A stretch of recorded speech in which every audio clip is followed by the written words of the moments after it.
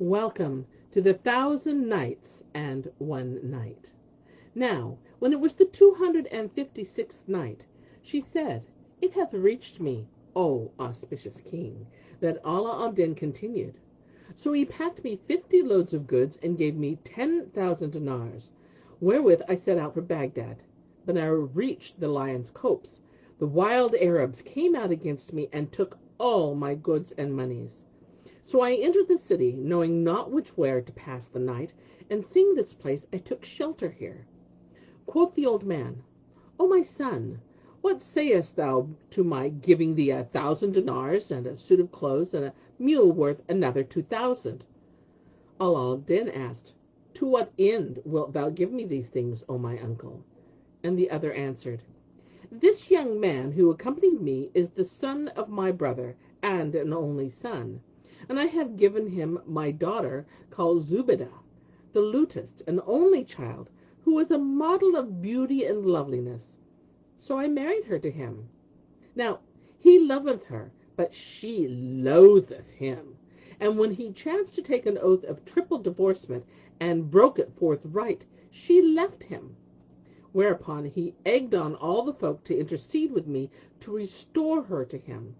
But I told her that this could not lawfully be saved but by an intermediate marriage. And we have agreed to make some stranger the intermediary, in order that none may taunt and shame him with this affair. So as thou art a stranger, come with us, and we will marry thee to her, and thou shalt lie with her tonight, and on the morrow divorce her, and we will give thee what I said. Quoth Ala al-Din, By Allah, to bide the night with a bride on a bed in a house is far better than sleeping in the streets and vestibules.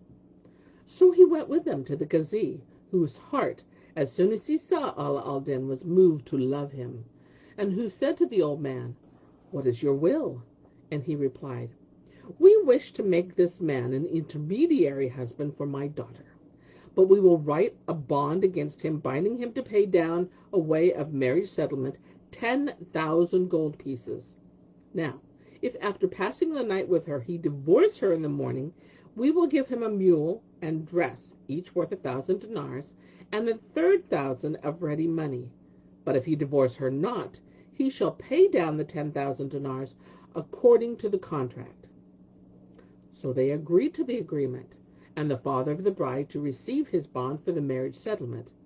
Then he took Ala al-Din, and clothing him anew, carried him to his daughter's house, and there he left him standing at the door, whilst he himself went into the young lady and said, Take the bond of thy marriage settlement, for I have wedded thee to a handsome youth by name of Ala al-Din Abu Al-Shamat.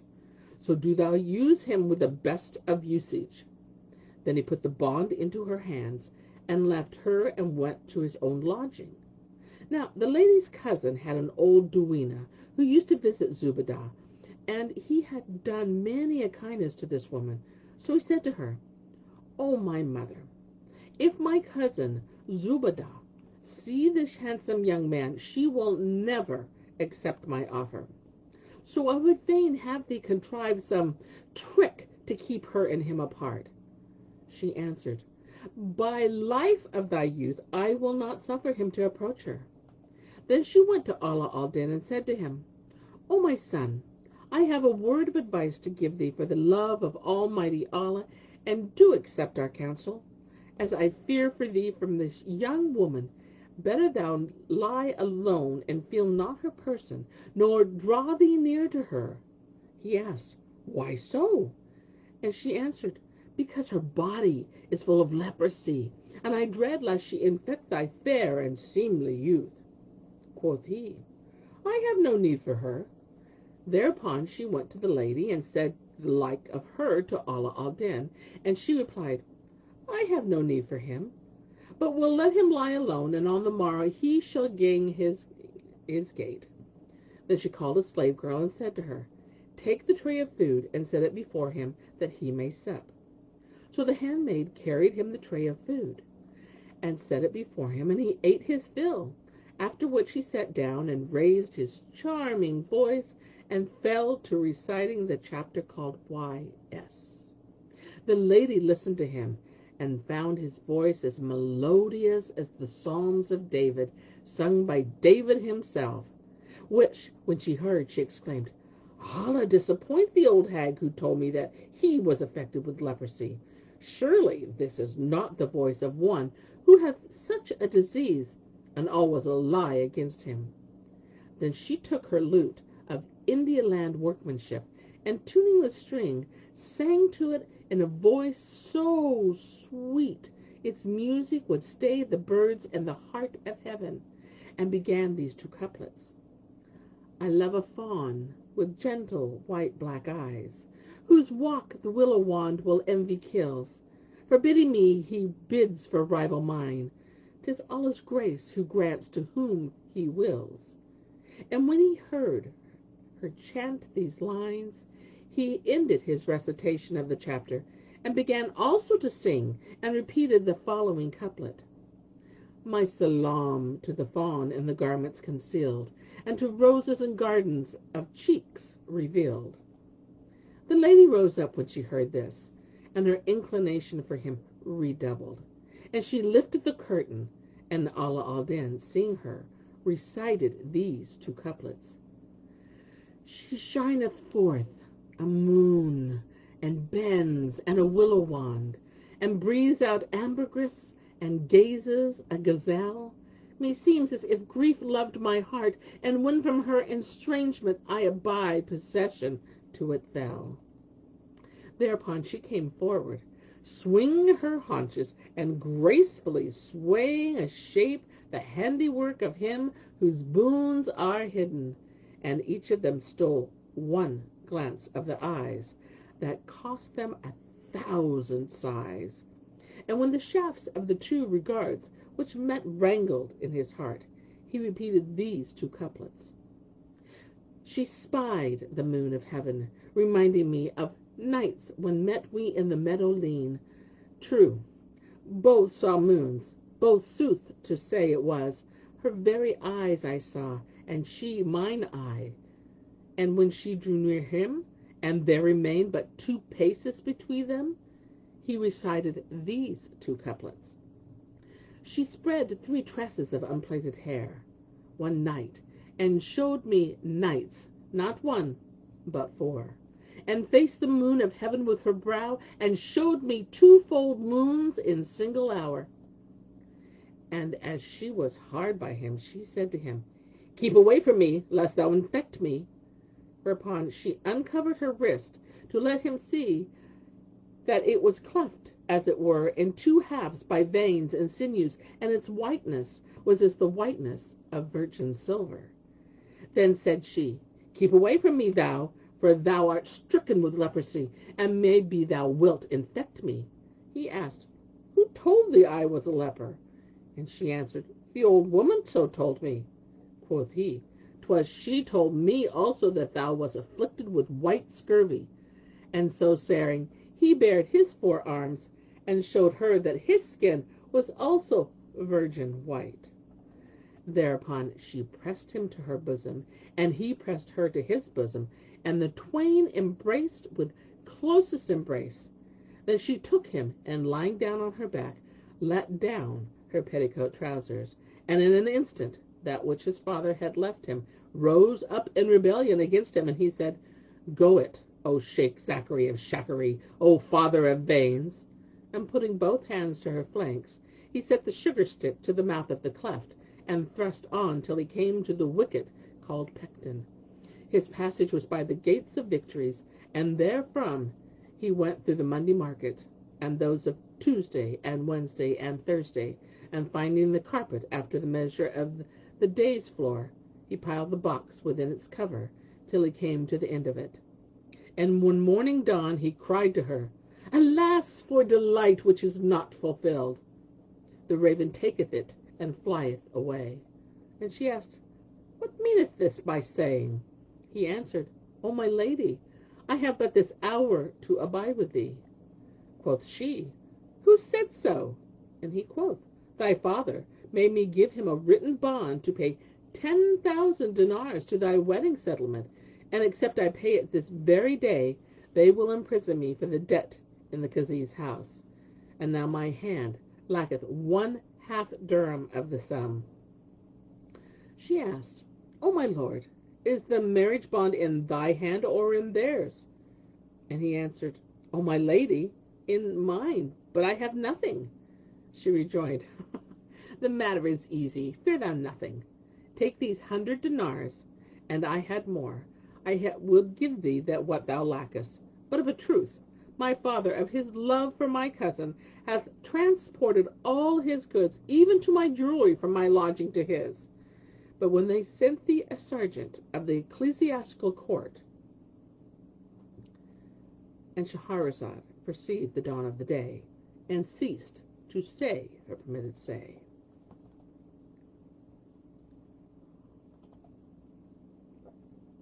Now, when it was the 257th night, she said, It hath reached me, O auspicious king, that the young lady rejoined to Ala al-Din, and when they sent thee at an early hour a sergeant of the ecclesiastical court, and the Kazi and my father bid thee divorce me, do thou reply, By what law is lawful and right that I should marry at nightfall and divorce in the morning? Then kiss the Kazi's hand and give him a present, and in like manner kiss the assessor's hand and give each of them 10 gold pieces. So they will all speak with thee, and if they ask thee, Why dost thou not divorce her and take the 1,000 dinars and the mule and the suit of clothes according to contract duly contracted? Do thou answer, Every hair of her head is worth 1,000 ducats to me, and I will never put her away, neither will I take a suit of clothes, nor aught else.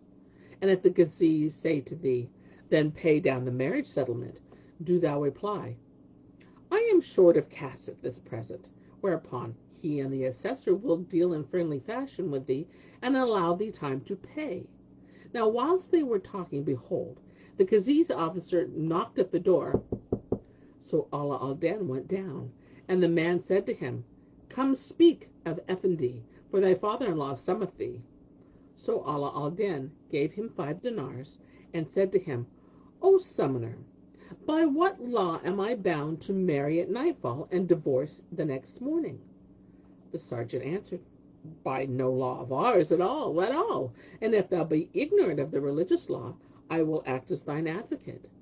Then they went to the divorce court, and the Kazi said to Ala al-Din, Why dost thou not put away the woman and take what falleth to thee by the contract?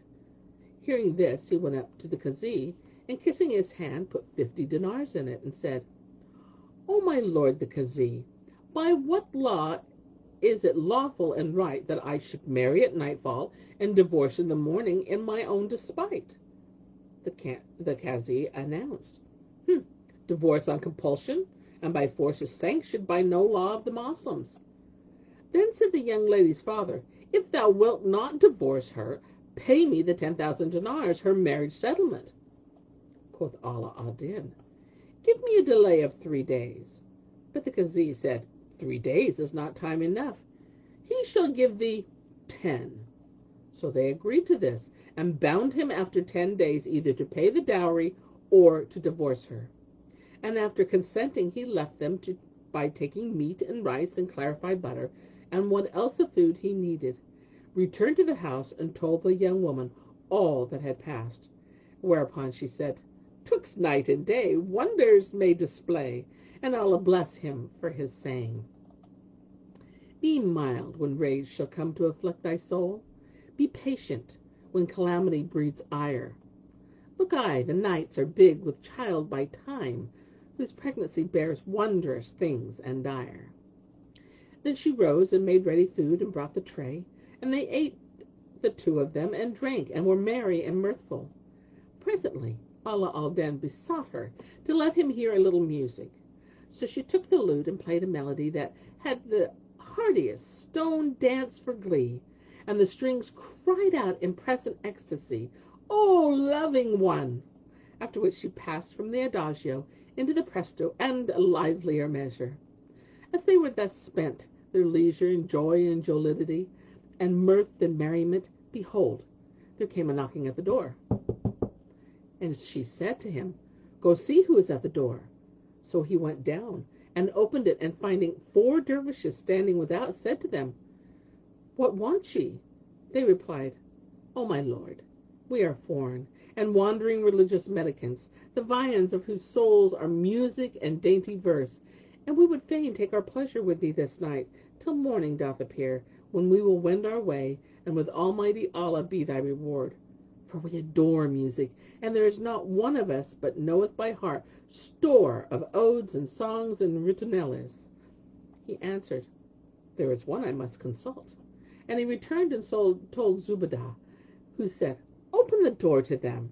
So he brought them up and made them sit down and welcomed them, and then he fetched them food, but they would not eat, and said, "O our Lord, our meat is to repeat Allah's name in our heart, and to hear music with our ears, and bless him who saith, our aim is only converse to enjoy, and in enjoyeth only cattle kind. And just now we heard pleasant music in thy house, but when we entered it ceased, and fain would we know whether the player was a slave girl, white or black, or a maiden of good family." He answered, "It was this my wife," and told them all that had befallen him, adding, "Verily, my father-in-law hath bound me to pay a marriage settlement of 10,000 dinars for her, and they have given me 10 days' time." Said one of the dervishes, "Have no care, and think of naught but good, for I am sheikh of the convent, and have 40 dervishes under my orders. I will presently collect from them the 10,000 dinars, and thou shalt pay thy father-in-law the wedding settlement. But now bid thy wife make us music, that we may be gladdened and pleasured. For to some folk music is meat, to others medicine, and to others refreshing as a fan." Now these 4 dervishes were none other than the Caliph Harun al-Rashid, his Wazir Jafar the Barmecide, Abu al-Nawas al-Hassan, son of Hani, and Masur the sorter. And the reason of their coming to the house was that the Caliph, being heavy at heart, had summoned his minister and said, "O Wazir, it is our will to go down to the city and pace its streets, for my breast is sore straitened." So they all 4 donned dervish dress, and went down and walked about, till they came to the house where, hearing music, they were minded to know the cause.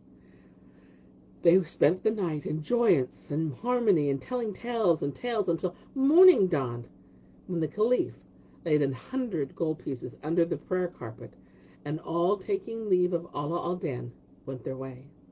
Now when Zubaydah lifted the carpet, she found beneath it the 100 dinars, and she said to her husband, "Take these 100 dinars which I have found under the prayer carpet. Assuredly the dervishes, when about to leave us, laid them there without our knowledge."